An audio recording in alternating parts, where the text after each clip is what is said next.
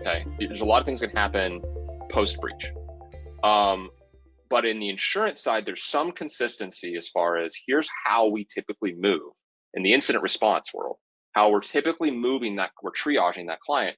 And it's going to involve legal, because if third party information was exposed, right? You want to establish privilege, and we need to be aware, what are you beholden to? What compliance regulations, state, federal, whatever it may be, depending on your industry. And also, we're going to need to get some details on how this happened, what happened, to what degree, right? And in the process of forensics, doing that due diligence, guess what? It is not cheap. And this is just to get information so we know how to move forward, and we know how to move forward appropriately. Beyond that, it starts to spider web out, because then we have, once we get the information and we know which steps we need to take, you may be having to notify folks that were exposed. You may be having to utilize public relations, which optics are important, especially when you get breached. You don't want to be viewed as less secure.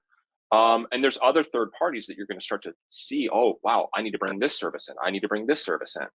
And that's what insurance is really trying to do. And I'm not going to go through this full list, right? I know we're on an insurance webinar. I don't want to bore people further than I need to, but there's important elements here that and I'm gonna really make sure everyone's listening to this. You need to know this.